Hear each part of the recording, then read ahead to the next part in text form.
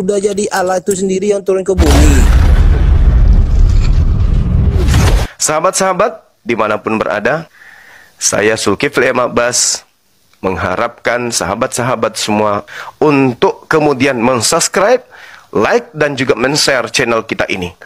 Salam Tauhid, salam satu Tuhan. Makanya dia, Yesus itu adalah Allah. Ya, begitu Bang Juma, lanjut. Oke, baik. Jadi level Tuhannya saudara Kristen ini sangat, mohon maaf nih, karena Anda mau memaparkan tentang Tuhan Anda sangat hina, sangat rendah. Rendah kali. Kenapa? Karena yang Anda tuhankan itu adalah manusia yang dilantik. Dilantik bukan karena Tuhan itu bukan karena Tuhan itu kemudian pemurah atau karena Tuhan itu penyayang, enggak. Pelantikan Tuhan Anda itu karena Tuhan marah, Tuhan murka. Sehingga bagi orang-orang yang kufur, orang yang ingkar kepada ajaran Tuhan, orang yang membenci ajaran Tuhan, diberikan kepada mereka Tuhan-Tuhanan. Inilah yang dikatakan oleh Al-Quran saya. Inna ja'alna syayatin awliya'a lilladina la yu'minun. Maka aku Tuhan menjadikan iblis itu menjadi Tuhan bagi orang-orang yang tidak beriman. Kenapa? Karena mereka senantiasa mengikuti ajaran syaitan. Farikan hada wa farikan haqqa alaihimud dalalah. Innahum takhasus syayatin awliya min dunillah wa yahsabuna annahum muhtadun. Sebagian diberinya petunjuk manusia itu, dan sebagian lagi sepantasnya menjadi sesat manusia itu. Kenapa mereka menjadi sesat? Karena mereka menjadikan iblis sebagai pelindung selain daripada Allah. Mereka mengira bahwa mereka mendapat petunjuk, kata Allah. Sudah ada petunjuknya. Yesus pun melontarkan kalimat, Tuhan itu adalah Dia yang mengutusku, dan aku hanyalah utusan.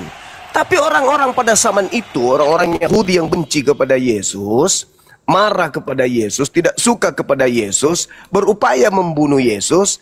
Akhirnya latar belakang mereka melakukan itu karena kebencian, benci kepada Yesus. Akhirnya mereka bersekongkol ingin mencelakakan Yesus. Nah, setelah mereka kemudian melakukan makar, maka Tuhan menjadikan yang mereka bunuh itu sebagai Tuhan mereka. Kisah Para Rasul 2 nomor 36, orang Israel harus tahu bahwa Yesus yang kalian salibkan itu telah dijadikan menjadi Tuhan untuk kalian. Ini yang diterangkan Al-Quran. Roma 14 nomor 9 juga demikian adanya. Sebab untuk itulah Kristus telah mati dan hidup kembali, supaya Ia menjadi Tuhan, baik bagi orang yang mati maupun orang yang hidup. Jadi Tuhan Anda itu Tuhan yang dilantik oleh Tuhan yang sesungguhnya. Tuhan alam semesta melihat orang-orang kafir laknat ini senantiasa membenci ajaran Tuhan, sehingga Tuhan murka. Mereka sampai pada poin membunuh utusannya, berusaha membunuh utusannya, maka Tuhan menghadiahkan Tuhan kepada mereka, yaitu Tuhan-Tuhanan. Tuhan-Tuhanan yang dilantik. Akhirnya dia semakin sesat. Kenapa? Karena kebenciannya melahirkan sebuah keadaan di mana Tuhan menjadikan apa yang mereka bunuh itu menjadi sembahan mereka. Semakin sesatlah mereka.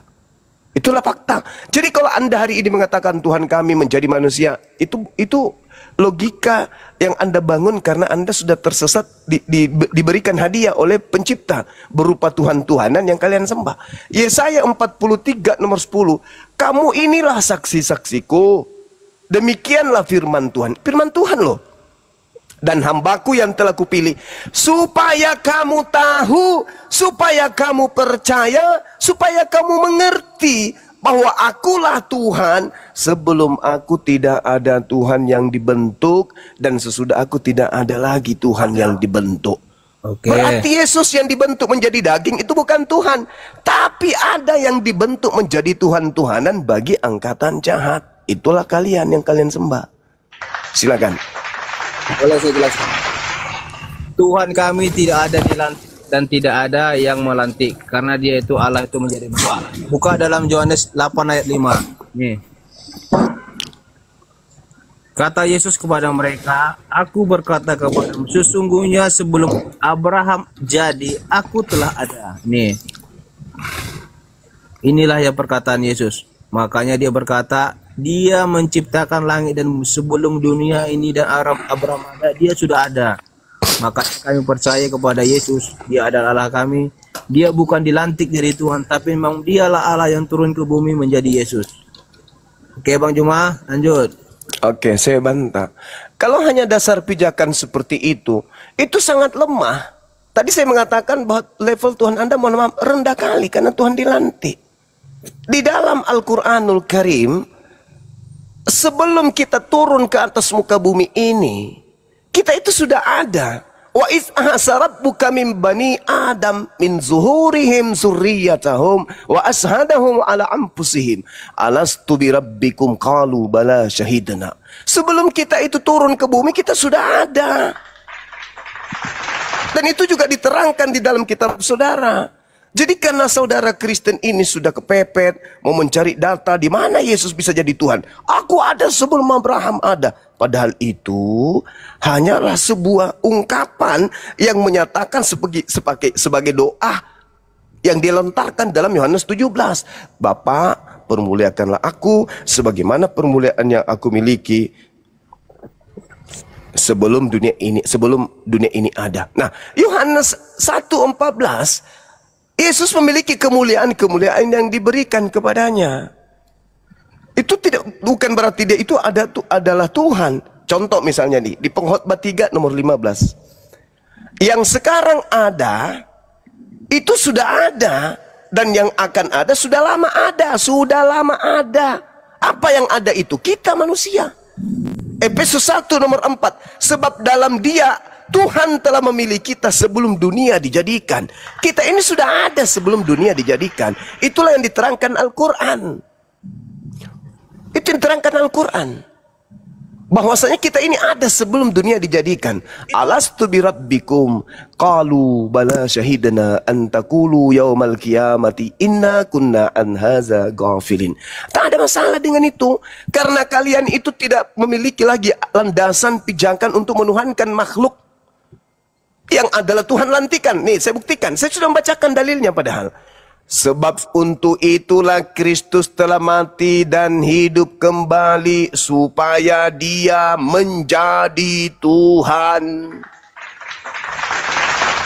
Kisah Para Rasul 2 khotbah Petrus nomor 36 dikatakan oleh Petrus sendiri. Boleh saya mau tanya sama ini Bang Suma ini? Sabar dulu.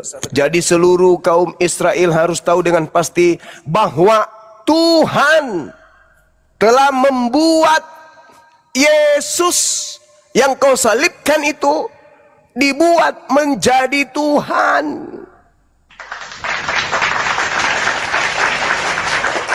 Tuhanmu itu dibuat menjadi Tuhan oleh Tuhanku. Al-Quran saya mengatakan itu. Aku baca lagi Al-Qurannya ya. Al-Quran saya mengatakan begini. Inna ja'alna syayatin awliya alilladina la yu'minun.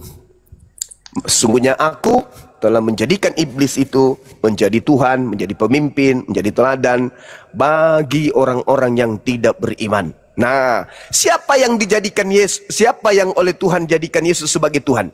Baca itu.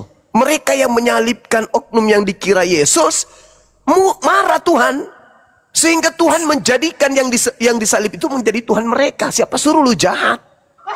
Maka aku jadikan yang kau bunuh itu menjadi Tuhan lo. Itulah yang diterangkan Al-Quran. Inna ja'alna syayatin awliya alilladina la yu'minun. Aku jadikan iblis menjadi Tuhan mereka karena mereka tidak beriman. Makanya ketika Anda menyembah makhluk yang dilantik menjadi Tuhan itu, yang asli datang, yaitu Yesus yang asli datang bertemu dengan kalian penyembah Yesus palsu atau Tuhan palsu. Yesus mengatakan apa? Aku tidak mengenal kalian. Penyalah daripadaku, kalian semua adalah pembuat kejahatan. Masya Allah, sahabatku, love myself, thank you. Begitu saudara. Jadi Tuhan kamu itu adalah Tuhan yang dilantik bagi penjahat. Penjahat diberikan Tuhan oleh Tuhanku, yaitu berupa Sibilis Isis yang mereka salibkan sendiri, dijadikan menjadi sembahan orang-orang durhaka. Nah, camkan itu baik-baik. Silakan. Coba tunjukkan ayat di Alkitab. Sebentar Bang, satu-satu Bang, itu Bang Sel belum beres. Silakan Oke. Bang Sel dulu. Gini Bang Juma, tadi kamu bilang Tuhan kami dilantik. Pertanyaan saya, siapa yang melantik Tuhan itu menjadi Allah? Yesus itu jadi Allah. Kalau memang Yesus kami dilantik jadi Allah. Coba jelaskan Bang coba. Saudara, kalau Anda pahami Bible, Kisah Para Rasul 2 itu khotbah Petrus. Itu khotbah Petrus. Petrus menerangkan sebelum yang dibunuh ini dijadikan Tuhan sembahan bagi angkatan jahat. Anda baca satu perikop atau satu kitab, satu bab. Kisah Para Rasul 2 itu khotbah Petrus. Di situ Petrus mengatakan, bukankah Daud itu seorang nabi? Bukankah dia yang telah bernubuat tentang seorang Mesias, di mana seorang Mesias ini akan dibangkitkan? Maksudnya dibangkitkan gitu, bukan bangkit dari kubur. Dia akan diadakan di tengah-tengah umat Israel yang lagi terpuruk, di mana Mesias ini bangkit di tengah-tengah mereka untuk menyelamatkan mereka. Bukan keluar dari kubur ya, jangan salah paham. Jadi kemudian Daudnya mengatakan, Mesias ini jasadnya tidak ditinggal di alam kubur, dan jasadnya tidak mengalami kematian. Love myself, thank you. Nah, sehingga kenyataan sudah ada, angkatan jahat sudah terlanjur membunuh orang yang disangka Yesus. Maka Petrus mengatakan, di data Kisah Para Rasul 2:33, Mesias yang tidak dibunuh, Mesias yang jasadnya tidak binasa, Mesias yang tidak ditinggal di kubur, itu diangkat oleh tangan kanan Elohim ke langit. Sehingga yang terlanjur dibunuh oleh angkatan jahat itu dijadikan bagi mereka Tuhan oleh Tuhan. Coba Anda baca Kisah Para Rasul 2 nomor 36. Jadi seluruh kaum Israel harus tahu dengan pasti bahwa Elohim telah membuat Yesus yang kau salib itu menjadi Tuhan dan Kristus. Ingat kata Yesus, waspadalah kepada Kristus palsu. Ternyata Kristus palsu yang dimaksud di sini adalah yang dibunuh, yang baru-baru dilantik menjadi Kristus setelah dia disalib. Padahal Kristus yang asli, baca Lukas 2 nomor 11. Pada hari ini telah lahir bagimu, pada hari ini telah lahir bagimu, telah lahir, juru selamat, yaitu Kristus Tuhan di kota Daud. Jadi Kristusnya Tuhan, maksudnya Kristus manusia yang diurapi Tuhan itu sudah Kristus sejak lahir. Sedangkan yang disembah oleh Kristen adalah dilantik menjadi Kristus setelah mereka dibunuh oleh penjahat. Dua Kristus yang berbeda.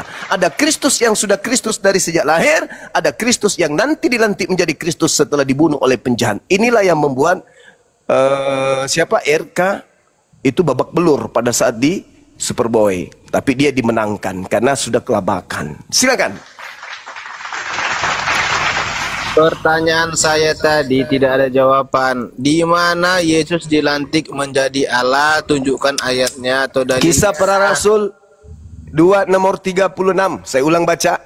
Jadi seluruh kaum Israel harus tahu dengan pasti bahwa Elohim telah membuat Yesus, telah membuat dalam bahasa Yunaninya itu peleo. Peleo itu artinya dibuat, diadakan, dihasilkan, dan seterusnya. Jadi Yesus itu diadakan, dibuat, dihasilkan menjadi Tuhan, dan juga dihasilkan. Tadi Kisah Rasul 2 nomor 36. Begitu juga di dalam Roma 14 nomor 9. Sebab untuk itulah Kristus telah mati dan hidup kembali supaya dia menjadi Tuhan.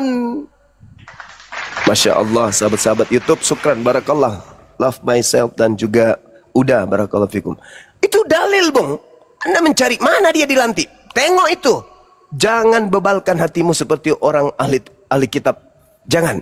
Anda orang Indonesia, makan tempe, makan tahu, dikelilingi oleh umat Islam yang senantiasa mengarahkan kalian kepada kebenaran.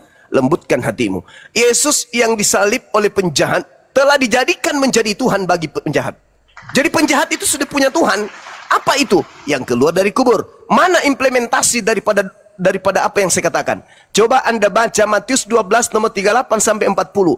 Angkatan jahat ini minta satu tanda, dan tidak akan diberikan satu tanda apapun kepada angkatan jahat selain tanda Yunus, sebab Yunus 3 hari 3 malam dalam perut ikan, demikian juga anak manusia berada dalam perut bumi selama 3 hari 3 malam. Ketika dia keluar pada hari ketiga, itu tanda untuk siapa? Angkatan jahat. Jadi yang keluar dari kubur ini dilantik menjadi Tuhan untuk angkatan jahat. Pertanyaannya sekarang, apakah Anda ingin masuk ke dalam barisan angkatan jahat yang diusir oleh Yesus? Silakan Anda renungkan.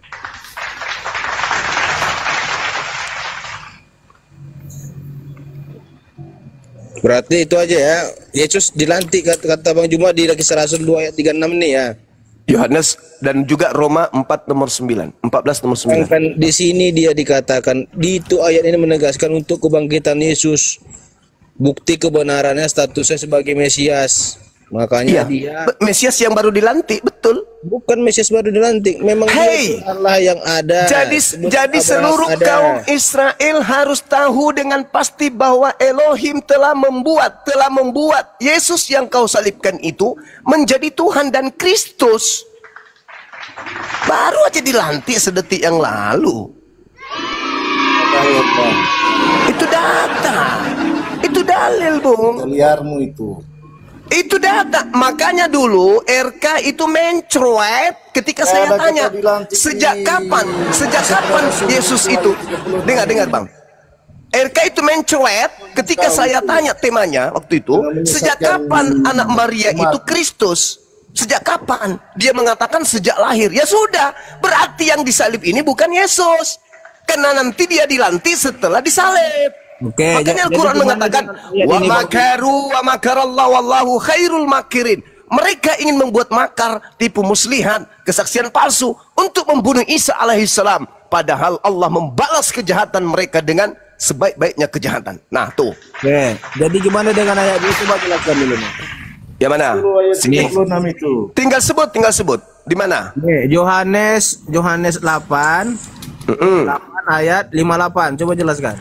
Oke, baik. Saya jelaskan kepada saudara. Ketika berbicara mengenai Yohanes 8:58, Anda harusnya membaca dari 29, dari 17 malah.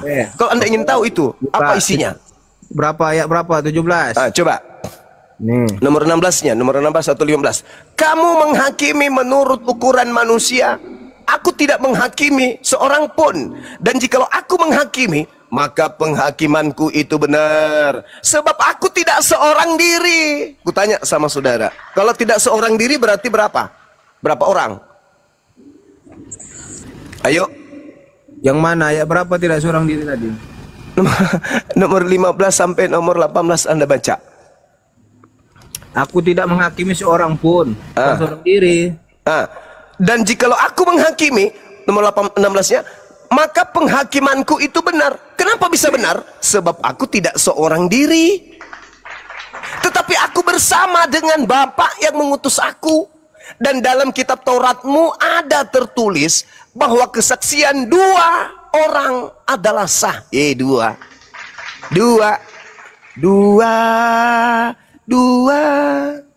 Ya, jadi Cukup saja 2 kali. Akulah yang bersaksi tentang diriku sendiri, 1, dan juga Bapa yang mengutus aku bersaksi tentang aku, 2. Aku dan Bapa adalah 2. Ini gimana ayat 58-nya? Itu tak ada masalah. Tadi kan sudah kubantah, Bung. Efesus 1 nomor 4 kan sudah menjawabnya. Apa kata Efesus 1 nomor 4? Sabar. Sebab di dalam Dia Tuhan telah memilih kita sebelum dunia dijadikan. Pengkhotbah 3:15 yang sekarang ada, dulu sudah ada, dan yang akan ada sudah lama ada. Dan kalau Anda lihat dalam Yohanes 17:14, murid Yesus sama seperti Yesus, bukan dari bumi tapi dari surga. Amsal 8 jauh lebih hebat si Salomo ini. Dia katakan, aku ada sebelum langit digariskan. Wah, Salomo lebih hebat. Salomo lebih hebat. Kalau mau berapa? Ayat berapa itu? Nomor 8. Ya, selamat siang Bang Zuma. Iya, salam. Selamat siang Bang. Wah, bagus sekali narasinya Bang. Cuman harus. Sini ya. Harus.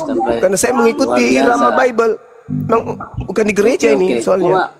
Saya Oke, mau biar bertanya sorry ya, dulu saya ke baru Bang Suma. masuk. Ya, siapa lagi? Siapa Ya, lagi? baru masuk. Kita Saya anggap mau Bang Sel bertanya udah dikarungin. Siapa lagi? Oke.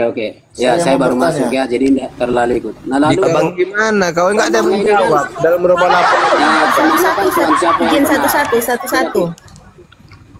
Ya, Bang ya, oke Kreator. ya. Bang Kreator. Ya, Islam Kristen. begini Bang Suma, kamu Ya. tadi kan membahas tentang kisah para rasul 23. Bentar Bang, ini aja Bang Pra dulu, Bang Kreator tunggu ya, nanti ada gantian. Silakan Bang Pra. Yo, sorry ya, thank you ya, makasih untuk kesempatannya ya. Hanya memang saya datang di tengah kali ini ya. Temanya kan di sini Tuhan siapa yang benar. Kira-kira dalilnya kira-kira seperti apa supaya bisa kita tanggapin. Lalu memang di ujung tadi saya dengar Yesus itu diangkat atau dijadikan Tuhan begitu ya, dinobatkan ke apa istilah begitu ya. Dalilnya, kira-kira Bang. kaitan dengan Masa tema Anda apa, nggak Bang? dalami dalil? Yo, Kayak pura-pura nggak tahu gitu loh. iyalah, enggak tahu lah kalau ikuti narasi Bang Zuma itu jauh. Ya, Anda baca sekali. dalilnya. Gimana itu? Baca dalilnya Dari supaya mana Anda itu, tahu. Bang Jangan Zuma? pura-pura nggak tahu. Baca dalil. Iya, betul saya enggak tahu kalau mengikuti polanya Bang Zuma karena itu lompat sana lompat sini. Ya, ya keluar sudah. dari Bagaimana caranya konteks. supaya tidak Oke. loncat itu gimana caranya? Kamu baca dari Ya, kitab Kejadian nah, sampai makanya saya robek mau mulut. ikuti Anda.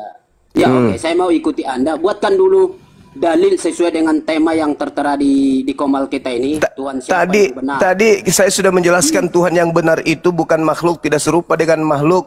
Semua makhluk bergantung kepadanya, tidak beranak, tidak diperanakkan, tidak ada makhluk yang setara dengan dirinya, tidak ada Tuhan yang kembar dirinya, tidak ada Tuhan dia menciptakan Tuhan yang baru atau menciptakan Tuhan yang senior atau menciptakan Tuhan yang lebih dahsyat dari dirinya, itu enggak ada. Lam yalid walam yulad walam yakul lahu kufuwan ahad. Tak ada sesuatu yang setara dengannya. Nah, sekarang saudara punya Tuhan bernama Yesus, di mana Yesus itu Tuhan bagi angkatan jahat yang dilantik oleh Tuhannya Yahudi. Dalilnya di dalam khotbah Petrus kisah para Rasul 2 nomor 36. Terima itu. Jangan Anda nantinya Oke. bawa Tuhannya Yahudi lagi. Tuhannya Yahudi Ya. melantik dan memberikan Tuhan kepada saudaraku Kristen. Namanya Kristus Yesus. Oke.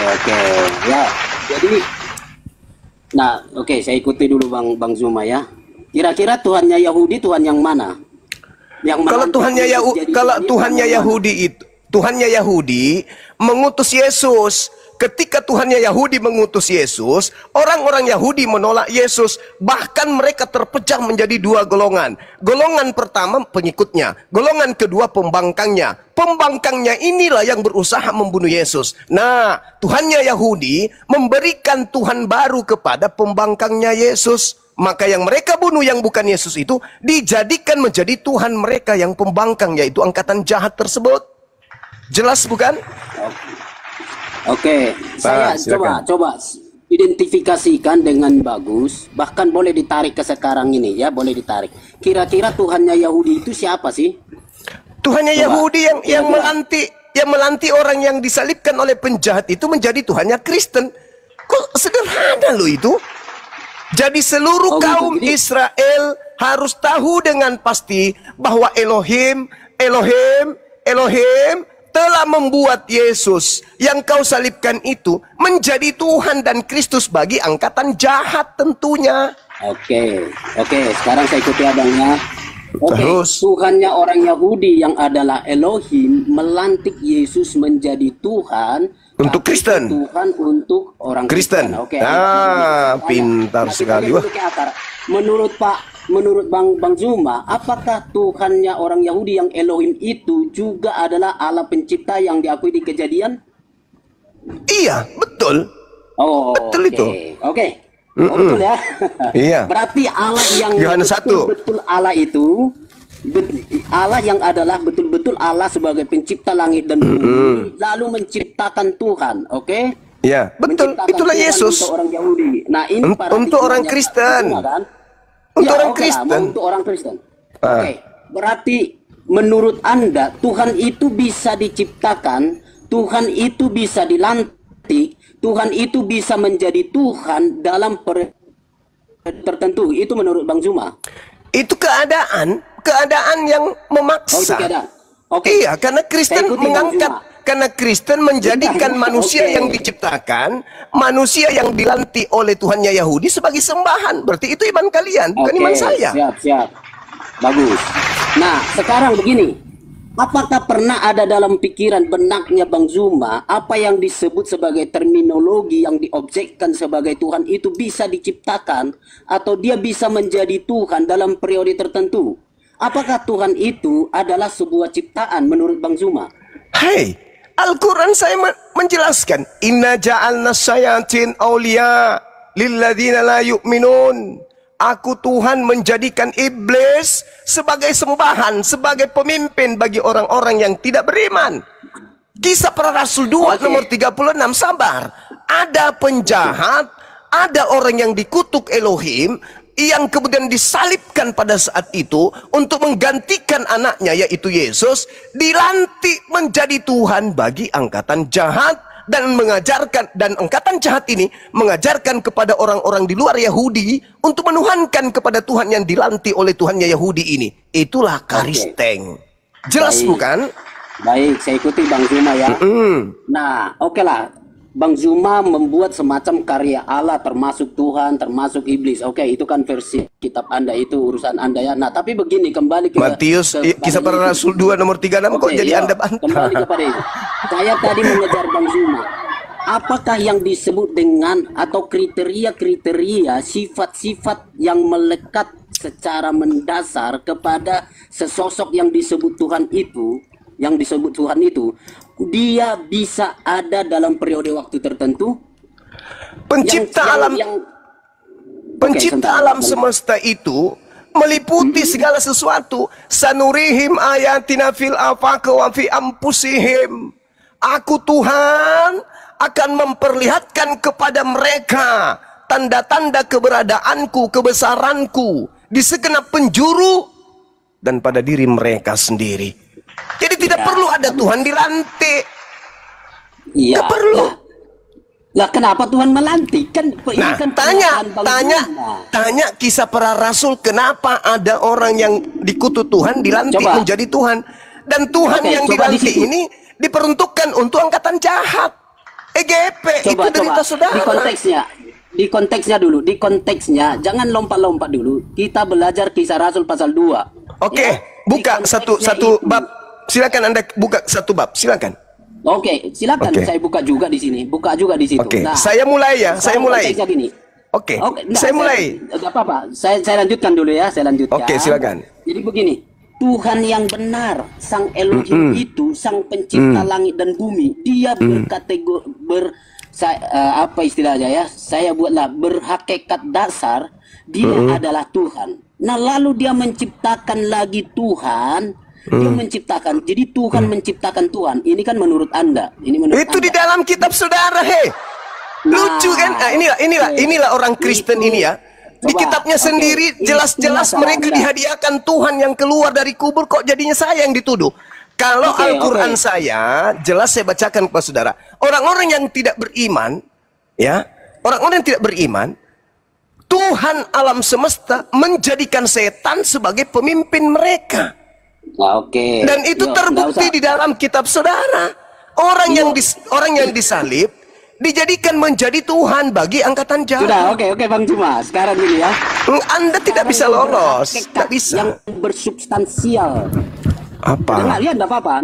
Gini ya, Alkitab kami tidak bilang begitu. Yang bermasalah itu adalah cara perencanaan Anda. Makanya saya baca dalilnya. Gitu. Baca dalil. Anda tidak menyentuh dalil. Sama sekali Anda tidak menyentuh dalil.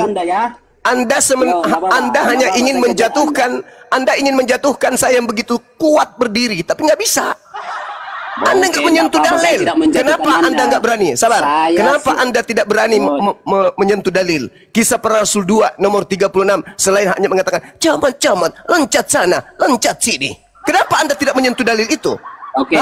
Seluruh kaum Israel harus tahu dengan pasti bahwa Tuhannya Yahudi telah membuat Yesus yang kau bunuh itu menjadi Tuhan dan Kristus. Ayo. Oke, baik. Kenapa nggak nyentuh itu? Saya tanggapin. Sudah. Saya sekarang ya. Masuk. Tanggapi dalilnya. Silakan. Oke, ya. Yang saya pertanyakan ini adalah bertanya, nggak nanggapi dalil, saudara-saudara. Enggak. Sudah, jangan dipotong ya. Bertanya, enggak menanggapi dalil. Sudah. Sebentar, Bang. Menyerang tanpa bisa bertahan. Sebentar. tahu dulu. Oke. Ini kita diskusi tertawa dulu ya. Gini, Bang. Saya yakinkan Abang jangan keluarkan saya dari room ya. Oke ya, kita Saya kondusif butuh, ya, sehat ya. kami butuh, Islam Nggak apa-apa, Kristen nggak apa-apa. butuh Oke. Anda membantah dalil itu. Dihargai. Oke, siap. Saya bantah. Bicara sama- Tapi silakan. Saya mau bilang dulu ya, jangan nanti saya diturunkan ya. Nggak ada, selama Anda Nanti masih waras. diturunkan. Silakan. Jangan begitu, kita kawan nih. Oke. Iya, Nah, memang jadi kita yang saya kawan. kejar- Ini dialog, ini diskusi. Oke, Silakan. iya kita ini. Oke, gini Bang.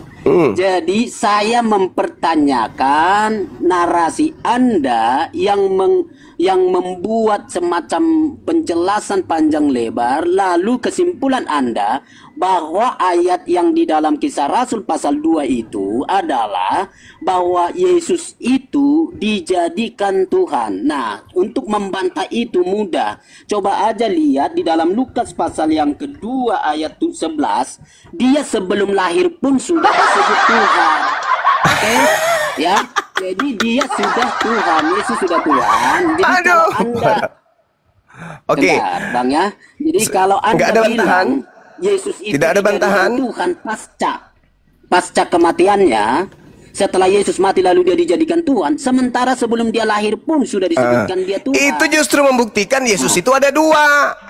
Yang satu dari Oh, lahir ada sudah dua. Kristus, yang satunya nanti Kristus setelah dia disalib. Oke, ini lebih parah Bang Zuma. Oke, sekarang aku ya ada Yesus 2 ya. Oke, tenang dulu. Tenang. Inilah yang Tenang. membuat RKI itu panik Oke, dan tidak nggak bisa apa-apa, tidur itu sampai memang hari ini. ada di Untung kita. Superboy menolongnya.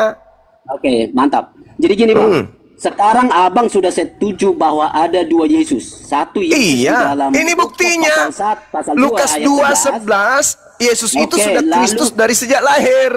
Oke, Kisah para nah. Rasul 2:36 yang disalib itu nanti dilantik menjadi Kristus setelah dia dibunuh. Oke, enggak apa-apa, saya Oke, ikutin. terus. Iya, saya ikutin itu.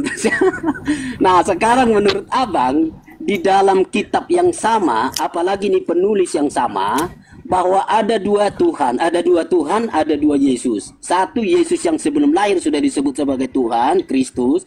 Nah, lalu satu lagi ada Kristus dan Tuhan yang dijadikan kemudian setelah dibunuh. Oke ya. Nah, coba berikan saya dalil ayat secara historis ya, saya tidak minta dari Anda sekarang. Secara historis, sejarah atau kitab manapun bahwa ada 2 Yesus dalam pemberitaan para rasul yang ada di dalam Alkitab. Coba buktikan kepada saya dalam Alkitab atau di dalam sejarah. Oke, sejarahnya begini. Sejenak setelah sebelum Yesus terangkat ke langit, Yesus berpesan kepada muridnya di dalam Yohanes 16 nomor 7 sampai nomor 15. Adalah benar kata Yesus, jikalau aku pergi. Sebab kalau aku tidak pergi, roh kebenaran itu, roh penghibur tidak akan datang. Maka aku harus pergi supaya roh kebenaran itu datang. Dan kalau ia datang, aku akan mengutus dia kepada kalian. Itu sebenarnya bukan terjemahannya gitu, itu tambahan lain. Nah, kemudian kata Yesus, aku harus pergi. Sebab kalau aku tidak pergi, penolong lain itu tidak datang. Jadi yang datang setelah Yesus pergi, penolong lain. Kita buktikan. Paulus ketika ke Damsyik, siapakah engkau Tuhan? Akulah Yesus. Loh, kok Yesus yang datang? Kok Yesus? Kan Yesus mengatakan, aku harus pergi. Kalau aku tidak pergi, penolong lain tidak akan datang. Loh, kok yang datang Yesus? Itu satu. Berarti sudah muncul tuh tanda-tanda.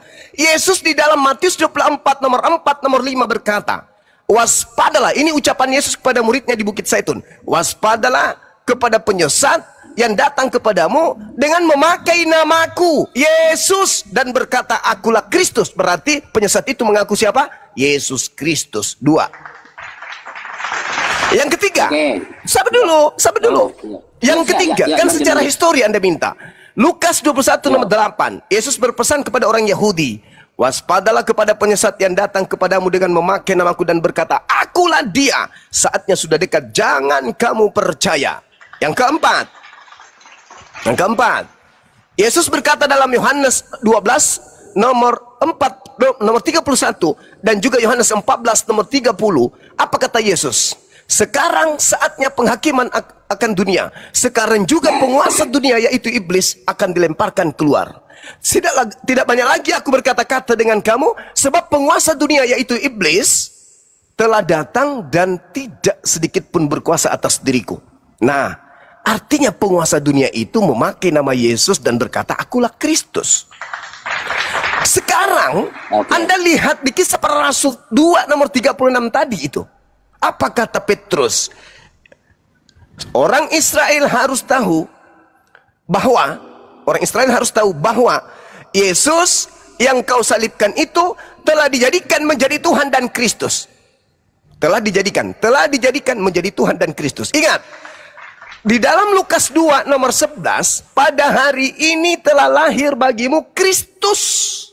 Berarti itu sudah Kristus sejak lahir. Sedangkan yang disalib nanti menjadi Kristus setelah dibunuh. Ada dua Kristus. Silakan. Ya, oke. Dalil atau pijakan yang Bang Zuma pakai adalah dari Alkitab. Nah, lalu penulis yang sama, ya.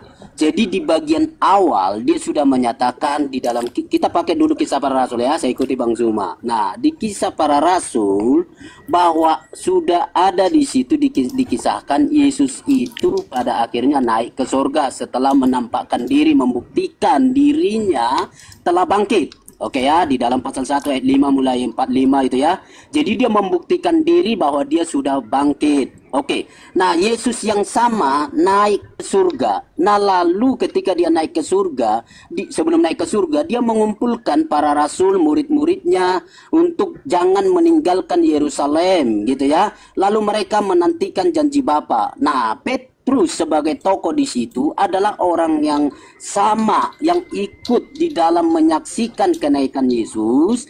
Nah, lalu Petrus sekarang khotbah, itulah yang menjadi ayat sentralnya Bang Zuma tadi. Nah, lalu dari mana dalilnya Bang Zuma bilang yang dikhotbahkan Petrus yang bangkit itu yang juga dilukiskan oleh Lukas dan dia perannya di dalam Injil Lukas. Kok bisa-bisanya sekarang Bang Zuma bilang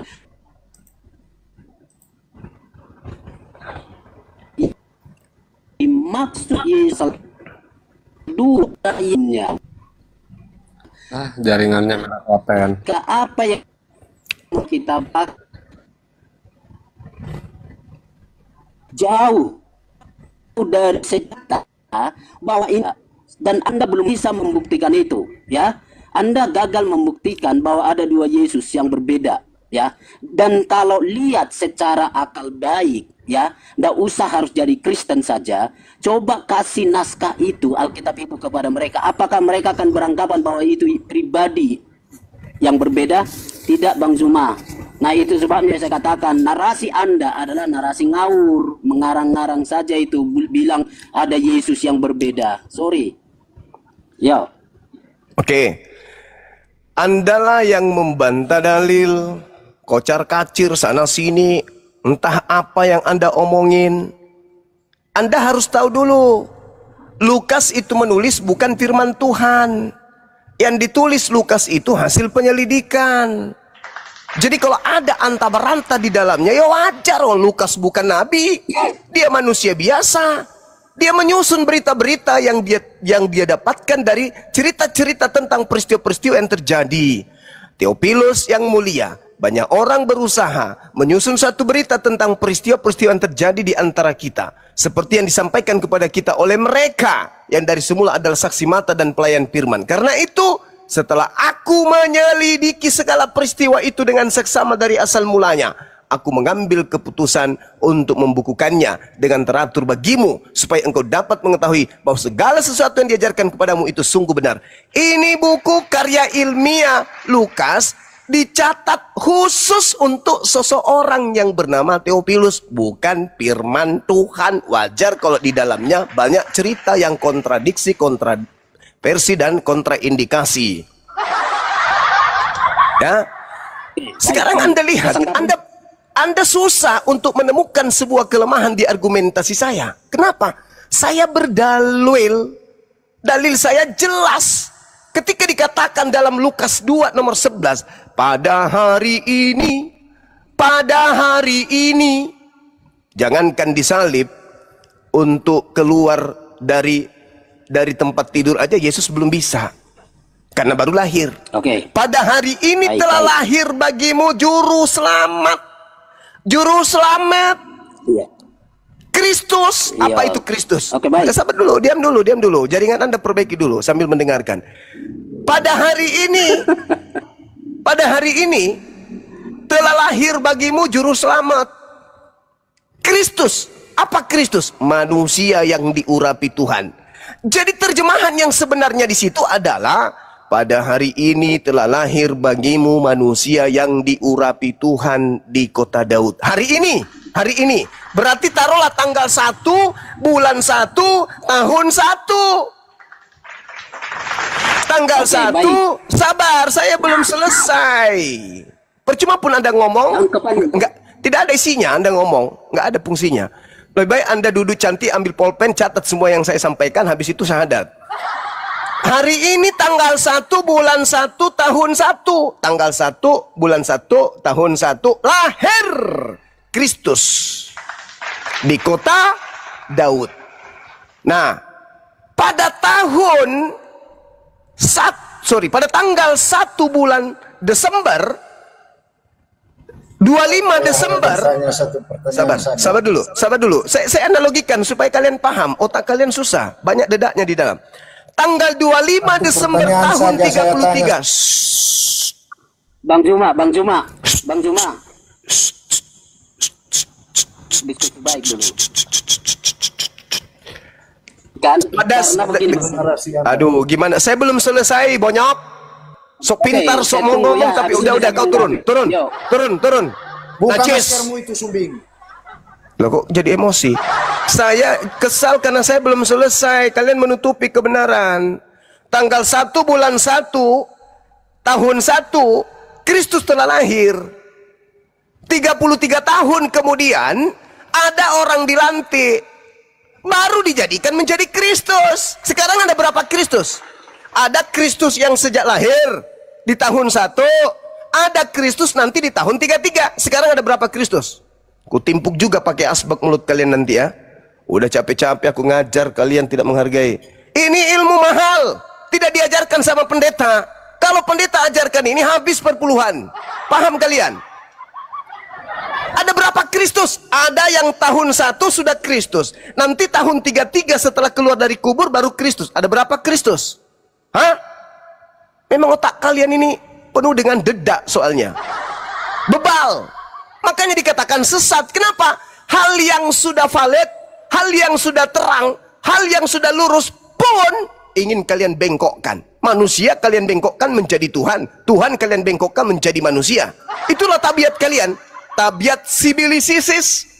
Iblis itu selalu membelokkan kebenaran. Itu pekerjaan iblis tuh. Dari sejak Adam dibelokkan. Makan, jangan makan, makan. Orang Tuhannya mengatakan jangan makan, iblisnya makan.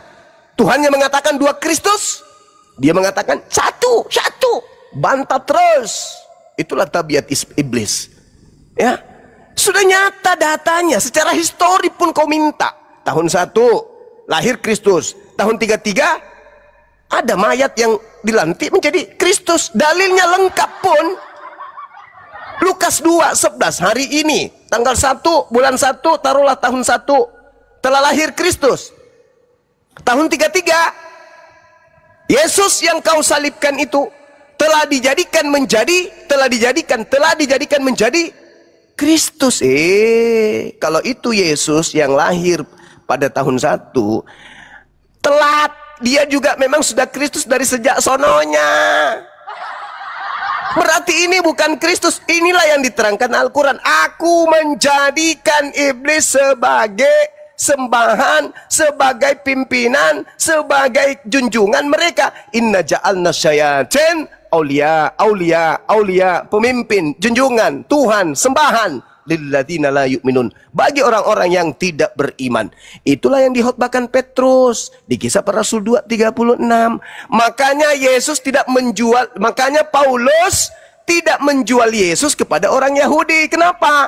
Karena Paulus tahu orang Yahudi tidak mungkin menuhankan makhluk yang keluar dari kubur. Kenapa? Orang Yahudi sudah punya Tuhan, namanya Elohim, yang bukan manusia dan bukan anak manusia. Makanya dalam Galatia 1 nomor 15, Galatia 2 nomor 8, aku diutus untuk non-Yahudi.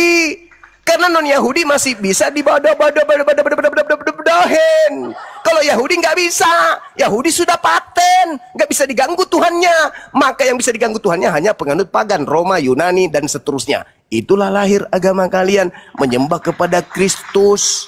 Kenapa itu bisa terjadi? Karena mereka membuat makar. Wa makaru, wa makarallah, wallahu khairul makirin. Karena mereka membuat makar, ingin membuat tipu muslihan, ingin menipu kemudian Tuhan, ingin menipu kemudian utusanku, ingin mencelakai nabiku, ingin membunuhnya. Maka aku balas tipu daya mereka dengan sebaik-baiknya pembalasan. Mampus. Itu fakta, itu real. Menderita kalian kan? Dulu sebelum ada para apologet, kalian, kami ini anak-anak Tuhan. Begitu mati langsung ke surga. Kami ini anak-anak Tuhan, menerima darah Yesus. Ketepak. Begitu apologet Islam datang, babak belur. Yesus jadi musuhnya kemudian, Bible jadi musuhnya kemudian. Kenapa bisa seperti itu? Karena penyesat. Susah kalian ini. Data diambil dari Bible, Anda tidak percaya. Dibantu oleh Al-Quran, masih juga tidak percaya. Jadi sebenarnya kalian ini lebih syaitan daripada syaitan. Lebih syaitan daripada syaitan. Lebih jahat daripada orang Yahudi kalian itu. Kenapa? Orang Yahudi tegar tengkuk, merasa orang pilihan. Pada mereka dikasih kitab suci beruntun. Pada mereka diutus nabi berturut-turut. Wajar kalau mereka sombong, wajar. Lawang kalian bukan umatnya Nabi, bukan pemilik kitab, bukan umatnya Nabi Musa, bukan umatnya Nabi Isa. Tidak ada nabi untuk kalian, tidak ada kitab suci untuk kalian. Tapi kalian sombongnya, na'udzubillah, halilintar. Halilintar. Islam sudah datang. Siang malam umat Islam menggaungkan. Dari kuping kiri dihantam pakai Al-Quran, dari kuping kanan dihantam pakai Bible. Tetap bebal. Berarti kalian lebih zalim daripada orang-orang Yahudi.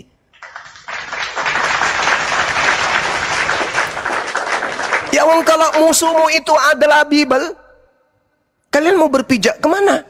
Di dalam Bible kalian diusir sama Yesus. Di dalam Bible kalian disebut penyesat. Kalian mau kemana? Satu-satunya solusi adalah mandi. Tenangkan diri, tenangkan pikiran, renungkan, kemudian habis itu cari apologet-apologet Islam, dengarkan dengan seksama, lembutkan hati kalian. Semoga dengan begitu kalian bisa menjadi benar-benar pengikut Yesus yang sesungguhnya. Udah banyak kok menjadi pengikut Yesus di sini. Ada saudara Kodondi, pengikut Yesus. Siapa lagi? Iksan Moko Ginta. Banyak pengikut-pengikut Yesus yang hebat. Ini pengikut kaleng kosong naik lagi. Udah silakan teman-teman dilanjutkan. Saya sudah lihat lagi. Oke ya, kita lihat lagi. Iya, tapi Bang, nanti kalau lagi dijelasin tuh dengerin dulu baru dibantah, jangan motong-motong orang bicara. Sama satu lagi, benerin dulu sinyalnya, Bang. Yo, aduh, ini sinyal kita darurat ini. Tapi udah. Iya, merek jangan pakai merek Oten sinyalnya, benerin dulu sinyalnya.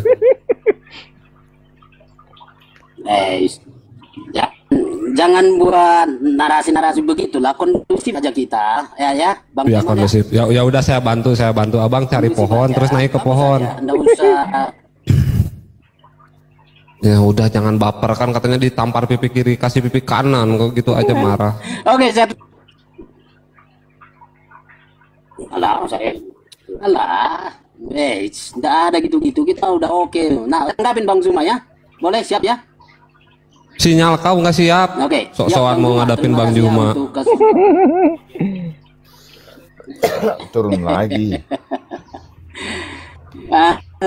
Udah, sudah bagus. Belum. Udah. Belum. Oke. Nah, oke lah. Buat Bang Zuma. Belum ya? Belum.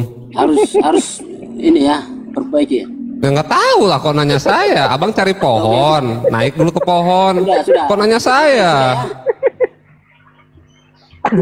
Sudahlah. Oke ya, Bang Zuma. Sudah. Bang Zuma. Iyalah, Bang biar Zuma cepat. tadi menjelaskan bahwa di awal Bang Zuma sudah bilang ada dua Yesus. Yesus yang pertama adalah Yesus yang benar. Nah, itulah yang ada di dalam Lukas pasal yang kedua, ya, itu Yesus yang benar. Tetapi ada Yesus yang lain, itulah yang ada di Kisah Rasul pasal yang kedua. Nah, cuman Bang Zuma ingatlah bahwa ini adalah kitab Kristen, ini adalah kitab yang sudah berdasarkan sejarahnya, ini diakui bahwa ini adalah kitab yang ditulis oleh mereka-mereka yang sudah diilhami. Nah, lalu kenapa Bang Zuma mengatakan ada Yesus yang benar, lalu mengakui itu, tetapi di sisi yang lain dari kitab yang sama atau dari Alkitab yang sama tidak mengakui Yesus yang sebenarnya itu adalah sama orangnya. Jadi ada pro dan kontra dalam pikiran Bang Zuma, lalu Bang pilih, jadi memilih mana yang dia suka, lalu membuang atau membanting mana yang dia tidak suka. Nah, gitu ya. Nah, itu sebabnya tolonglah hati-hati melihat satu naskah, satu cerita, satu penulis yang sama Bang Zuma. Lalu Jaringanmu konslet. Penulis yang sama, ya, yang sama. Tapi Bang Zuma tahun yang kemudian semua Tiba-tiba kemudian kita yang nggak Hilang layar. dengar. Nah, Bang, kita nggak ngerti kalau diskusinya pakai rohani, Bang. Aduh, susah kali diskusi rohani, Bang Blender, tolong lah. Ini gimana, Bang Blender? Saya justru Bang dengar ya. Saya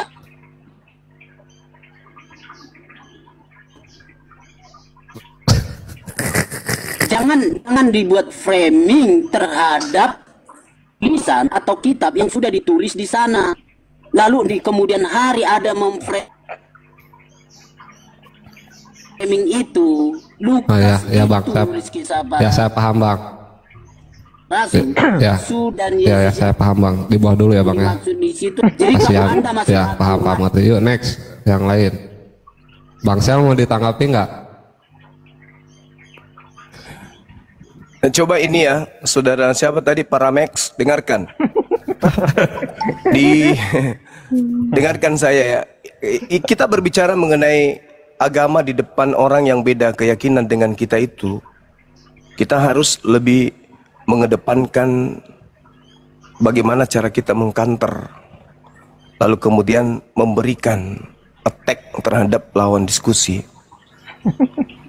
Bukan cuman menguliti argumentasi, membalut diri kita dengan argumentasi yang justru memperlihatkan kelemahan. Karena kenapa? Dalam dunia debat, karena kami ini adalah mantan aktivis ya. Kita ini orang-orang yang sering berdebat ilmiah di kampus-kampus. Kalau berdebat seperti ini, yang harus kita utamakan itu adalah kerangka berpikir dengan kisi-kisi referensi materi yang kita bawa. Kita harus memperjuangkan kisi-kisi yang kita bawa. Referensi yang kita bawa itu harus runut. Supaya pesan yang kita sampaikan itu betul-betul masuk ke dalam pikiran orang yang sedang mendengar, di mana mereka menjadi objek sasaran pesan kita. Nah, saya kasih kamu satu referensi awal untuk memahami Bible kau itu, bahwa Biblemu itu tidak layak disebut sebagai apa yang Anda imani. Contoh, ini Bible sendiri yang menumpahkan kemudian isinya. Di dalam Yohanes 1 itu, pada mulanya firman ini bla bla bla bla bla bla bla bla bla bla bla bla bla. Itu bukan ucapan Yesus. Di Yohanes 1 nanti muncul ucapan Yesus itu di data nomor 38. Baru muncul ucapan Yesusnya. Jadi Yohanes 1 sampai nomor Yohanes 1 nomor 1 sampai nomor 37 itu bukan ucapan Yesus. Di data nomor 38-nya baru muncul. Nah, kita kemudian pelajari. Kita lihat di dalam Yohanes 1 nomor 43. Pada keesokan harinya Yesus memutuskan untuk berangkat ke Galilea. Ia bertemu dengan Filipus dan berkata kepada Filipus, "Ikutilah aku." Siapa yang dipanggil? Filipus. Di sini kehancuran Bible. Kenapa? Karena tidak ada panggilan dari Yesus untuk Lukas. Yang dipanggil di sini Filipus. Poinnya di mana? Ya, Filipus diajak oleh Yesus ke Galilea ngapain? Kita selidiki lagi. Ketepak. Kita temukan di dalam Markus 1 nomor 14. Sesudah Yohanes ditangkap, datanglah Yesus kemana? Ke Galilea. Tadi Yesus memanggil Filipus kemana? Ke Galilea. Ngapain di sana? Memberitakan Injil Allah. Wow. Ternyata Yesus dan Filipus ke Galilea memberitakan Injil Allah. Bukan Injil Lukas, bukan Galatia, Filipi, bukan. Bukan Korintus, bukan Roma, bukan Efesus, bukan. Bukan Yohanes, bukan Matius, bukan Markus, bukan Kisah Para Rasul, bukan. Ternyata Yesus dan Filipus ke Galilea memberitakan Injil Allah. Sampai di situ aja? Belum. Masih berlanjut. Di mana? Di Kisah Para Rasul. Nah, ini Kisah Para Rasul ini. Artinya, kisah murid-murid Yesus yang diceritakan oleh pewarta. Lukas mewartakan. Apa kata dia? Dalam Kisah Para Rasul 8 nomor 35. Maka mulailah Filipus berbicara dan bertolak dari nas itu. Filipus memberitakan Injil Yesus. Maka yang punya hak memberitakan Injil Allah, Injil yang diajarkan oleh Yesus adalah Tuan Filipus Halilintar. Sekarang pertanyaannya, kalau kalian itu pengikut Yesus, tunjukkan Injil Filipus kepada kami. Karena Injil Filipus inilah yang diberitakan Yesus ketika dia di Galilea bersama dengan muridnya Filipus. Mana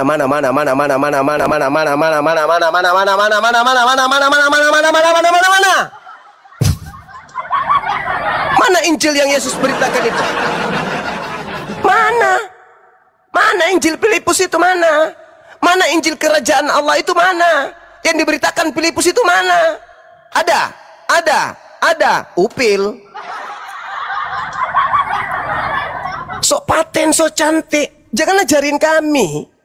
Kami sebelum terjun perang kayak begini, kami udah tahu, kami udah pelajari, kami udah selidiki. Oh, kita ini orang intelektual, kita ini orang pelajar. Bukan asal modal congor. Data kita bawa, kita pertanggungjawabkan. Kita pertanggungjawabkan. Tak ada kemudian kita bermodalkan iman, asal percaya, asal meyakini. Enggak. Data kita sajikan. Maka ketika Lukas melakukan penyelidikan, Filipus tidak perlu melakukan penyelidikan. Kenapa? Karena Filipus bersama dengan sang guru melakukan penginjilan di Galilea. Dan ketika guru pergi, Filipus melanjutkan kemudian pengajaran Injilnya Yesus. Penulis Yohanes berkata, Yesus berkata, segala firman yang Tuhan berikan kepadaku, telah aku berikan kepada muridku, mereka telah menerimanya. Mana segala firman itu yang diterima oleh Filipus? Mana?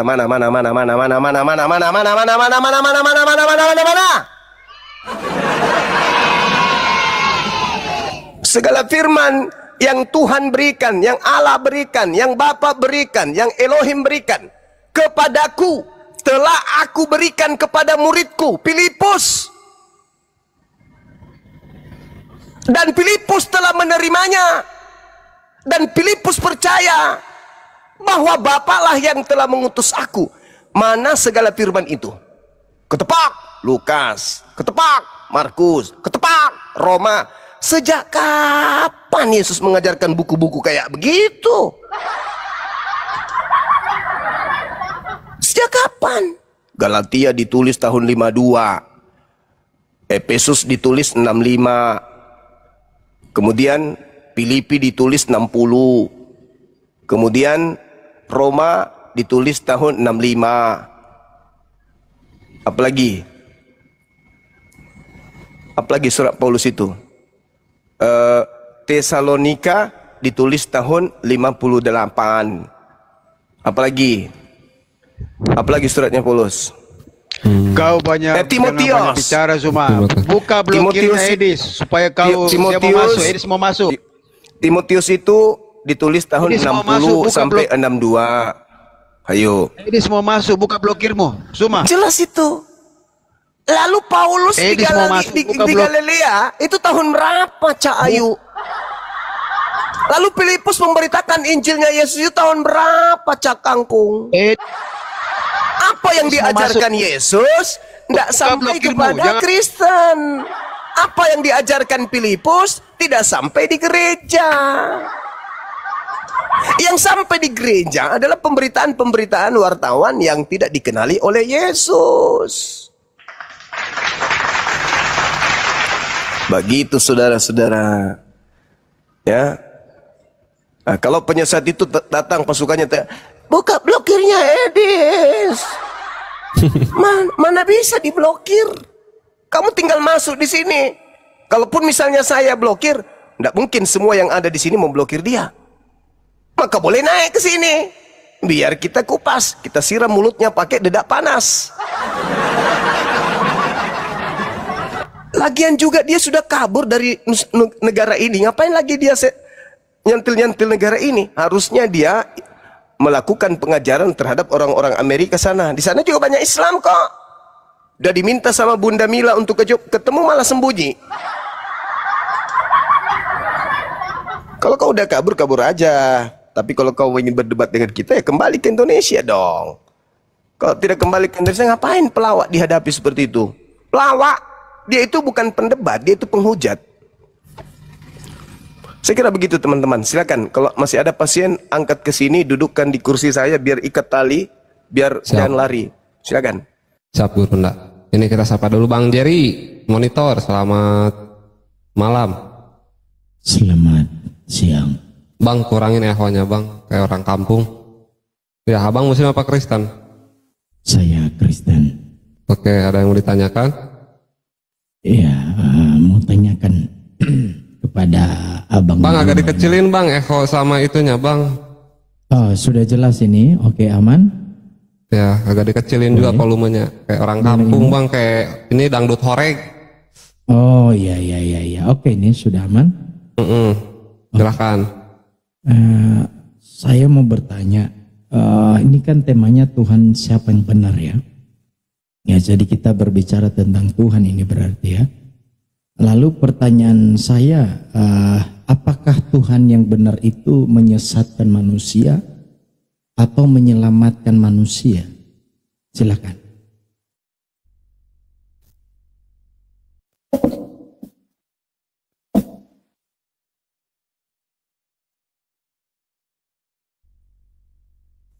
Guru Nda, Assalamualaikum.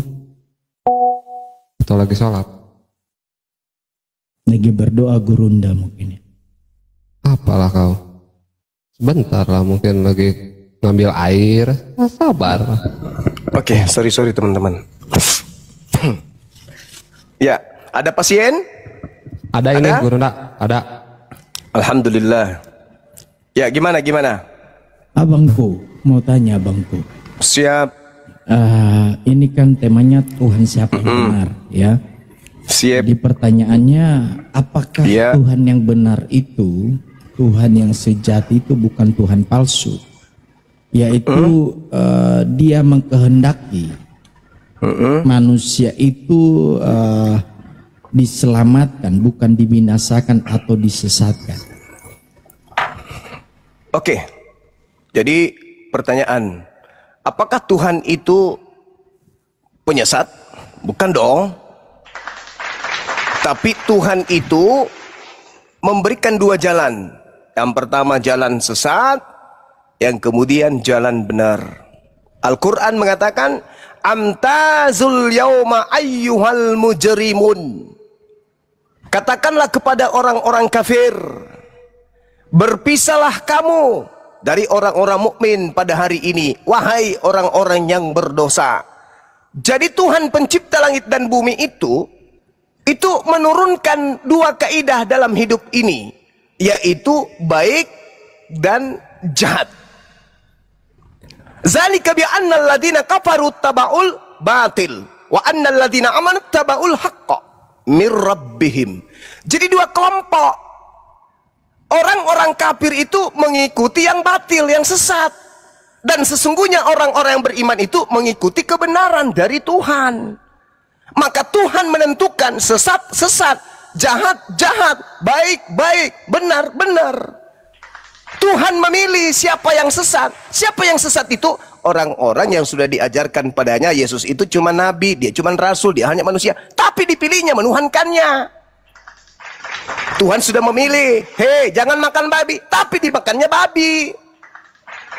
Tuhan sudah mengatakan kau harus ibadah Sabat, tapi dipilihnya Minggu. Orang-orang yang memilih sesat, maka dia ditetapkan pada kelompok sesat. Tidak mungkin orang sesat dimasukkan kelompok beriman. Orang beriman dimasukkan ke dalam kelompok yang sesat. Makanya dikatakan dalam Kejadian 3 nomor 15, aku Tuhan akan mengadakan permusuhan. Oke, baik. Oke, makasih Bang Juma. Berarti Tuhan yang mengadakan permusuhan. Tuhan yang menciptakan rasa permusuhan. Yesaya 45 nomor 7, akulah Tuhan yang menciptakan kejahatan. Oke, Bang Juma, saya tanggapi ya. Silakan. Thank you, luar biasa ya Bang Juma. Jadi begini abangku, pasti sesuai narasi yang saya dengar dari abang bahwa ketika Allah itu menyesatkan itu Allah palsu ya, betul ya Bang Juma ya? Tidak ada Allah itu menyesatkan. Iya, maksudnya kalau dia Allah menyesatkan itu Allah palsu ya? Allah tidak ada menyesatkan, Allah menetapkan yang sesat itu sesat, yang batil itu batil, yang benar itu benar, yang beriman itu beriman. Iya, maksudku kalau ada Allah yang menyesatkan itu Allah tidak palsu. Ada Allah menyesatkan. Allah menetapkan perkara, sesat itu sesat, beriman itu beriman. Oke, baik. Allah menentukan orang-orang sesat itu telah memilih sesat, orang-orang beriman itu telah memilih beriman. Bukan Allah yang menetapkan orang itu sesat, tapi dia sendiri, dia sendiri yang memilih kesesatan itu, maka dia ditetapkan menjadi sesat. Begini, kalau iblis menyesatkan baru. Bang Juma dengar dulu. Ya, silakan. Sebab di dalam Al-Qur'an 7431 dikatakan Allah menyesatkan, berarti dia Allah palsu ya? Kan sudah saya jawab tadi. Kan udah jawab tadi. Kan sudah ku jawab lebih dulu karena saya sudah tahu apa yang akan Anda sampaikan. Saya udah tanya, udah ku sampaikan tadi. Al-Quran mengatakan kan bertentangan dengan narasi Anda. Salah, Anda nggak paham. Anda mengambil, Anda mengambil dari akhir.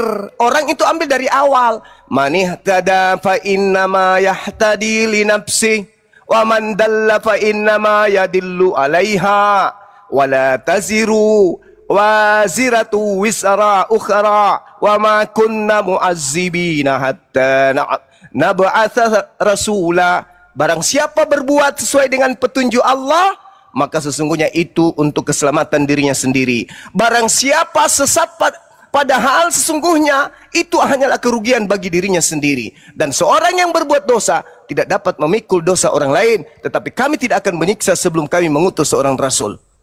Jadi dikasih pilihan. Kalau Anda memilih sesat, ya Anda berarti mau. Abang Jumat, Anda mau. Teks Al-Quran itu mengatakan Allah menyesatkan. Allah menyesatkan. Allah menyesatkan. Bagaimana itu? Jelaskan dulu secara akademisi. Dengar. Allah menyesatkan orang-orang yang dengar. Allah menyesatkan orang-orang yang memilih kesesatan. Tuhan itu menyelamatkan orang-orang yang memilih keselamatan. Di mana teks itu mengatakan ada orang yang tersesat? Anda hanya menggunakan satu dalil kan? Iya, makanya narasikan itu. Mari saya buktikan. Sedang bicara apa? Mari saya buktikan dalil itu. Apakah Allahku yang menetapkan atau orang itu sendiri yang memilih untuk memilih sesat? Maka Allah sesatkan karena dia sendiri yang milih. Pertanyaan saya, siapa yang menyuruh Anda menyembah makhluk kuburan yang keluar pada hari ketiga? Jawab. Jangan kemana-mana. Saya ingin membuktikan. Apakah tuduhanmu itu benar atau tidak? Saya ingin membuktikan apakah tuduhanmu itu benar atau tidak. Kalau Tuhanku yang menetapkan Anda sesat, saya tanya nih sama Anda. Siapa yang menetapkan Anda menyembah Yesus? Jawab. Kamu narasumber menjelaskan, bukan bertanya. Bingung dia kan? Anda menuduh Tuhan saya kan menyesatkan, padahal Anda sendiri yang mau. Saya ulang lagi pertanyaan saya. Siapa yang menetapkan Anda menyembah Yesus? Silakan. Siapa yang memerintahkan? Siapa yang memerintahkan? Siapa yang mengajarkan? Siapa yang memaksa Anda menyembah Yesus? Anda sendiri dengan rela atau ada yang menetapkan Anda untuk menyembah itu? Jawab. Oke, baik, saya jawab cuma ya. Silakan. Siapa yang menetapkannya aku menyembah Yesus ya? Bukan begitu ya, Bang Juma ya? Ya. Jadi di dalam iman kami ya, Allah menjadi manusia dinamakan Yesus. Dia adalah Allah sekaligus manusia. Ya, pertanyaan saya. Siapa yang memerintahkan Anda menyembah Yesus? Iya, baik. Oke, yang membuat saya menyembah dia adalah karena dia bukan karena kok jadi karena. Aku yang awal dan yang akhir. Aku berkuasa di bumi dan di surga. Sebutkan dulu siapa yang menyebabkan Anda menyembah Yesus? Siapa yang memerintahkan Anda menyembah Yesus? Siapa? Yang menyebabkan saya menyembah Yesus adalah Allah yang Tuhan saya atau dalam bukan? hati saya. Tuhan saya atau Anda sendiri? Tuhan Anda kan beda dengan Tuhan saya. Kalau Tuhan makanya saya tanya, Tuhan saya atau Anda sendiri? Ya, Tuhan saya lah. Ya, di mana Tuhan Anda meminta Anda menyembah Yesus? Dikatakan bahwa dia berkuasa di bumi dan di surga. Itu iblis. Itu kata Yesus, itu iblis. Bagaimana Anda mengatakan iblis? Jelas. Dengar, saya kasih dalil. Macam mana di dalam ujaran ajaran Yesus, Yohanes 12:31, Yohanes 14 nomor 30, penguasa dunia ini adalah iblis. Yang keluar dari kubur dia mengatakan, kepadaku telah diberi kuasa dunia. Menurut Yesus, yang melakukan kuasa dunia, yang menerima kuasa dunia, itu iblis. Pertanyaan saya, siapa yang mengajarkan Anda menyembah iblis? Tuhan saya atau Anda sendiri yang milih? Jawab. Oke, baik Bang Juma. Ya, saya jawab. Kan sudah saya bilang tadi, yang membuat saya menyembah Yesus itu karena Allah yang berkarya dalam hidup saya, sehingga saya bisa juga melihat. Dia kan mengatakan berarti aku yang awal dan yang akhir. Sekarang gini. Tuhanmu beda. Kalau Tuhanmu menyesatkan, kalau Tuhanku menyelamatkan, bro. Sekarang begini. Iya. Berarti bukan Tuhan saya yang mengajarkan Anda menyembah Yesus kan? Iya. Sekarang kita buktikan. Apakah yang memerintahkan Anda menyembah Yesus itu iblis atau Yesus? Sekarang ingat, Tuhan saya nggak masuk ke situ. Tuhan saya nggak masuk. Anda sendiri yang Anda masuk. Loh, tadi Anda mengatakan bukan Tuhan saya. Tadi katanya bukan Tuhan saya. Dengar. Anda sendiri yang mengakui bukan Tuhan saya. Coba jelaskan dulu kenapa Allah Anda menyesatkan. Coba jelaskan. Belum jelaskan. Saya tunggu. Saya ingin buktikan siapa yang menyesatkan Anda. Anda sudah mengakui bahwa Tuhan saya tidak masuk ke situ. Bukan Tuhan saya yang memerintahkan Anda menyembah Yesus. Anda sudah buktikan itu tadi. Anda ucapkan itu tadi. Sekarang saya ingin buktikan. Kita beda Tuhan, bro. Tunggu. Sabar. Jangan dibimbing. Sabar. Makanya diam. Kalau saya berbicara, Anda diam. Nanti kalau Anda berbicara, saya diam. Oke? Oke ya? Oke, dengarkan. Tenangkan diri Anda, dengarkan.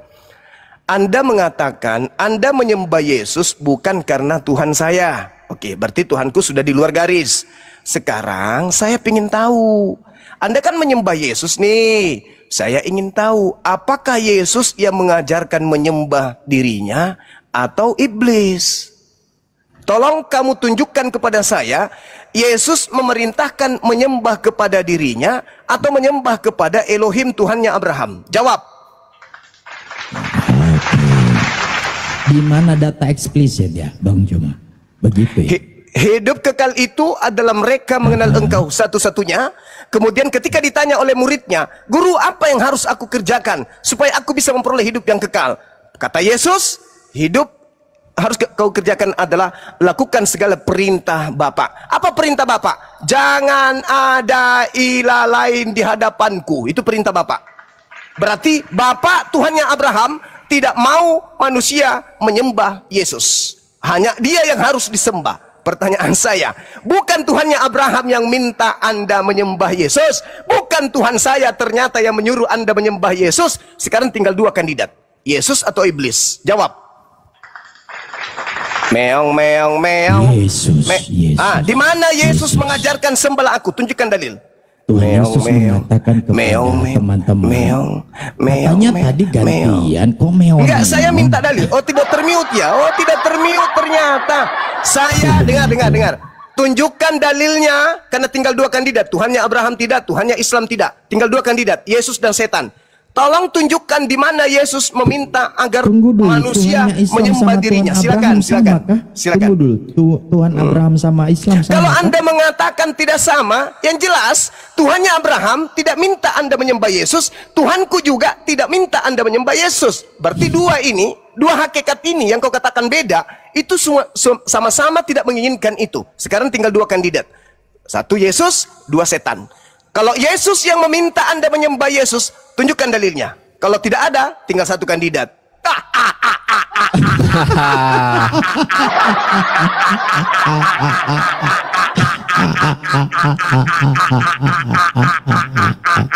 Sudah Bang Juma, jangan ke anak SD. Tunjukkan dalil.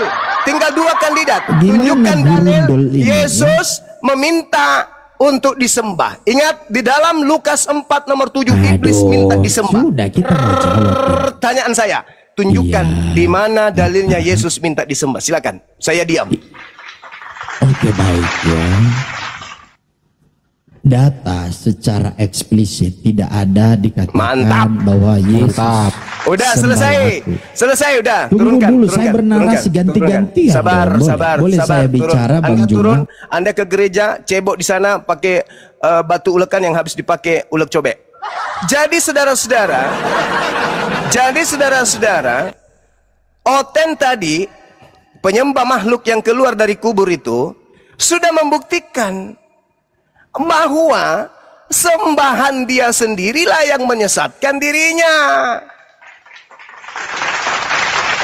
Pencipta langit dan bumi yang dikenal oleh Abraham, Ishak dan Yakub dan yang dikenal oleh umat Islam tidak mengajarkan, tidak memerintahkan menyembah Yesus. Tinggal dua kandidat. Yesus ternyata tidak juga memerintahkan menyembah dirinya. Tinggal satu kandidat. Halilintar. Iblis berkata di dalam Lukas 4 nomor 7, wahai Yesus, ya paman, sembahlah aku. Kata iblis, Yesus, sembahlah aku. Kalau kau sembah aku Yesus, maka segala kuasa langit dan bumi dan beserta kemegahannya akan aku berikan kepadamu. Halilintar. Sekarang Oten tadi, pemakan dedak tadi, terbukti meludah ke atas, ludahnya kembali jatuh di jidatnya sendiri. Ternyata dia menyembah penyesat. Ternyata dia menyembah setan. Tuhan Abraham tidak, Tuhannya Ismail tidak, Yesusnya tidak. Tinggal satu, iblis.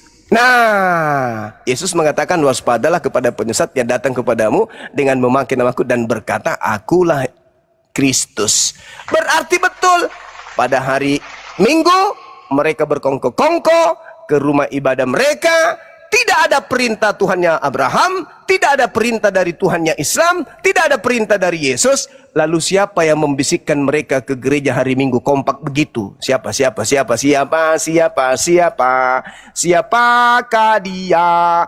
Pembisik dari alam kegelapan. Siapa yang datang membisik? Sang pembisik kejahatan.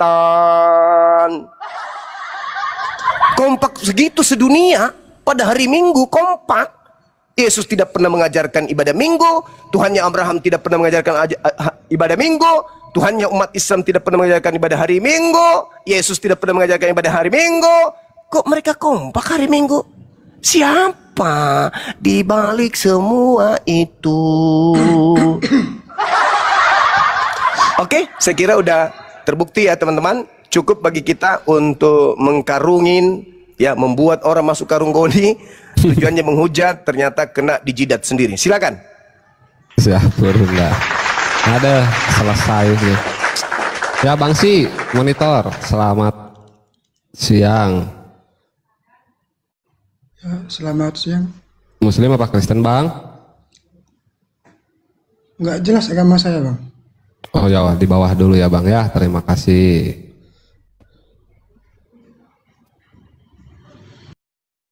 Nggak jelas agama saya. Ada gitu orangnya tidak jelas kelaminnya ya. Aku laki apa perempuan ya? Aku bingung Bang.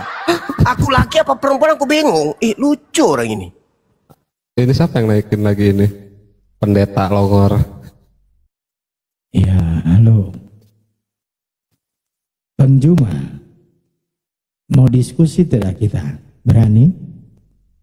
Kan udah selesai Pak. Bapak udah mengakui nggak ada perintahnya, apalagi yang mau didiskusikan? Kalian nggak berani diskusi. Udah, kau sudah terbukti nyembah iblis. Ternyata Bang Tuhanmu Juma itu belum bisa penyesat. jawab pertanyaan saya bahwa Tuhanmu alammu ternyata menyesat. penyesat. Lah, Tuhanku bukan Tuhanku yang merintahkan kamu ibadah Minggu kok. Anda sendiri yang menjawab.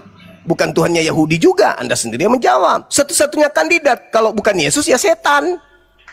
Kenapa Anda mengatakan Tuhan saya penyesat? Ternyata terbukti Anda mengikuti setan itu. Kan lucu ente ini. Harusnya Anda malu.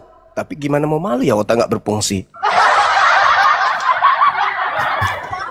Islam selalu unggul, Islam selalu menang, Islam selalu jaya di hadapan anak setan.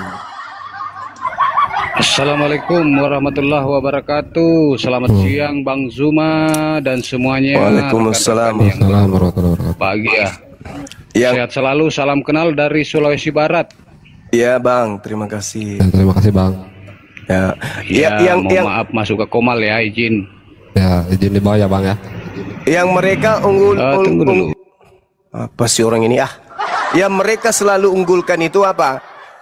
Bang Suma boneng, boneng, boneng, boneng, boneng. Itu aja terus. Boneng, kita bantu biar mereka senang. Boneng, boneng, boneng, boneng. Itu aja terus. Itu aja andalan kalian, boneng. Emang kenapa kalau boneng? Boneng-boneng begini, boneng-boneng begini nggak pernah ditampar. Boneng-boneng begini nggak pernah ditelanjang depan umum. Boneng-boneng begini nggak pernah kemudian diarak di tengah kampung. Boneng-boneng begini muka gue nggak pernah diludahin. Boneng-boneng begini gue nggak pernah digantung. Boneng-boneng begini lambung gue nggak pernah ditombak. Sadar lu kalian, sadar. Jangan menghina fisik ketika sembahanmu ternyata jauh lebih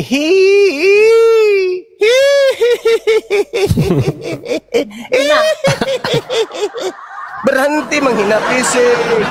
Berhenti. Saya dalam sehari minimal 3 kali ganti sempak. Asal lu tahu. Boneng-boneng begini, rajin gue mandi, ya betul loh. Itu baru minimal, maksimalnya belum ya bang. Belum apa-apa, gigi saya baru 2 meter. Tahun depan sudah naik menjadi 7 meter. Awas, ku cangkul kalian pakai gigi. Jelek-jelek begini rajin mandi gue daripada lo sampai sekarang nggak pernah mandi, menggantung aja terus.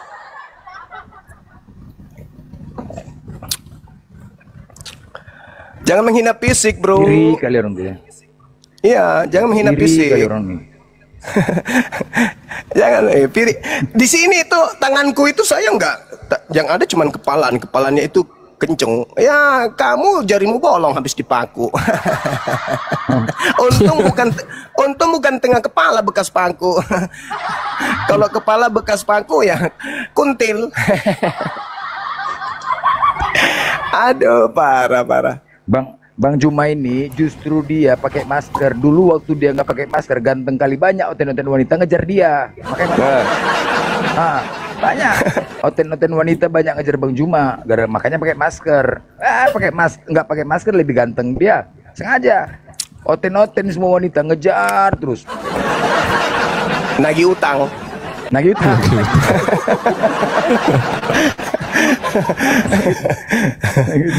Allah Akbar. Nagih janji maksudnya. Abang janji nikahin aku. Buktinya kagak. Katanya abang janji kalau aku udah syahadat, katanya abang mau nikahin aku. Apa jawabannya Bang Suma? Maaf, aku bingung. Soalnya yang ku syahadatin perempuan itu udah lebih 3.000 orang. Bingung aku mau nikahin yang mana. Udah 3.000 aku janji nikah, yang penting syahadat. Udah 3.000 yang syahadat hanya untuk mau nikah sama aku. Bingung aku jadinya. Allahu Akbar. Masya Allah. Masih mungkin datang besok. Peta Lempu, Assalamualaikum. Salam perjuangan Kanda. Waalaikumsalam warahmatullahi wabarakatuh. Dinas Ki. Siapa yang bilang adik saya dibopeng? Gantengnya minta ampun kok. Ai golai sih macolok Indonesia. Besok baru naik. Oh, jadi masih di kota ini. Kenapa nggak minta dinas dalam kota biar tiap hari kita ngopi? Enggak. Enak di atas. Mantap di atas. Iya sih. Sama di Bolang itu. Kalau di atas kan iya kan, betul. Kita di gunung memang itu enak. Cuman saya ini Kanda, 2 pekan ini saya tidak naik gunung karena saya diancam terus nih. Ada yang mau kasih terburai usus, mau potong leher, aduh segala macam lah ancaman-ancaman itu. Berani lo. Berani. Ya antisipasi aja.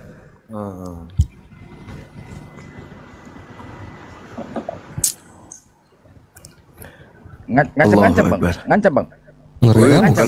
Bukan ngancem lagi, udah pokoknya 3 hari dia itu berturut-turut. Sebenarnya gini Gurunda, sebenarnya itu yang kepanasan itu hanya sekedar yang apologet yang tidak tahu diri itu aja. Tapi sebenarnya kalau kaum awam yang ada di saudara-saudara kita di Kristen, mereka tercerahkan sebenarnya. Mereka tidak sadar sebenarnya Bang Suma ini, Gurunda ini mengajarkan kebenaran.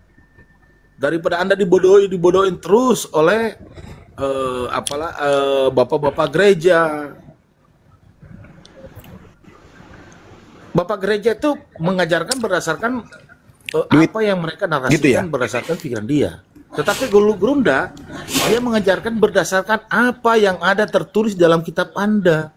Yang selama ini puluhan tahun Anda cuma simpan di atas lemari, kemudian 1 minggu dibawa ke hari Minggu, itu pun tidak dibuka. Justru dengan hadirnya Bang Suma ini harus berterima kasih kalian. Ngomongin diri sendiri ya. Omong kosong. Saya nggak percaya kau ngomong gitu. Adab dong Bang kalau naik Bang. Kau penomong kosong Suma. Kayak contoh seperti kalau ini. Kalau kau benar, kau tantang Edis. Kalau kau benar, kau tantang Edis. Kau tantang Edis jangan kayak Kristen lah Bang, orang lagi ngomong Bang. Jangan dipotong-potong juga. Ya itulah, menandakan adab-adabnya mereka tuh nggak ada. Naik-naik itu nggak punya rasa tidak punya sopan santun, tidak punya tata krama. Begitu dibilang agama kasih. Sementara Gurunda ini berbusa-busa mulutnya tiap hari, tiap malam memberitakan kebenaran. Kalau Anda mau cermati apa yang dikatakan Mbak Suma dengan akal logika agar sehat saudara, dan seluruh apologet semua, Anda akan tersadar. Anda tinggalkan Kristen, Anda mungkin ateis, ataupun Anda masuk Islam. Bukan begitu Gurunda kira-kira? Benar Kanda, benar. Ya iya. Karena kita sayang sama mereka. Kalau nggak sayang ngapain? Lawang jaminan surga di kita sudah ada kok. Kita sudah mewarisi surga Firdaus kok kata Allah, Al-Quran surah Al-Mu'minun. Cuman karena kita sangat sayang loh. Karena kenapa? Di kehidupan kekal nanti kita akan teringat mereka. Dulu ada teman saya namanya si Martin, namanya Peter, Andrianus, Anus, Tandilin, Timing Kondok, Polok, Nadi Kekeasu. Kan gitu. Ada teman-teman kita nanti ketika di kehidupan kekal. Dulu kita pernah ngopi loh sama mereka. Kemana dia sekarang ya di neraka? Kekal. Kangen ingin jumpa meskipun beda akidah. Nah, supaya itu terjadi, kita ajak mereka. Mumpung mereka pasang badan, beritakanlah Bible ke seluruh makhluk, jadikanlah seluruh manusia jadi pengikutku. Anda mau menjadikan kami sebagai murid makhluk yang keluar dari kubur. Itu perintah, harus, wajib. Iya bang, karena itu amanat agung. Oke, tapi tolong terangkan dulu kepada kami, siapa dia yang keluar dari kubur ini? Kami nggak mau asal-asal ngikut. Terangkan dulu. Siapa yang keluar dari kubur hari ketiga itu? Sebelum kami jadi muridnya. Jangankan berbicara mengenai akidah. Orang datang di rumah kami bawa sesuatu pisau. Kami harus tanya. Ini pisau apa? Ini fungsinya apa? Terbuat dari mana? Apa kegunaannya? Kami tanya. Apalagi berbicara mengenai akidah. Enak aja kau mau menjadikan kami sebagai muridnya. Emang dia siapa? Tuhan, oh Tuhan sudah ada sebelumnya, kau telat. Sebelum dia keluar dari kubur, Tuhan itu sudah ada. Mau jadi apa lagi kita ini? Ya terangkan. Maka kita sampaikan, karena ada juga perintah dalam Al-Quran. Ud'u ila sabili rabbika bil hikmah. Itu perintah. Ya ayyuhan nas, inni rasulullahi ilaikum jami'a. Belum lagi tugas kita adalah membersihkan Nabi Isa dari orang-orang kafir. Ya kita dialog, karena memang itu misi. Belum lagi perintahnya, innalladzina amanu yuqatiluna fi sabilillah. Di seberang sana, di ufuk yang berbeda, di pasukan yang berbeda, mereka juga sedang berperang untuk membantu sibilis ISIS. Wa innalladzina kafaru yuqatiluna fi sabilit taghut. Nah, mereka berdiri di barisan iblis, kita berdiri di barisan orang-orang beriman. Lalu apa perintah Allah? Waqatilu awliya asyaitan. Perangilah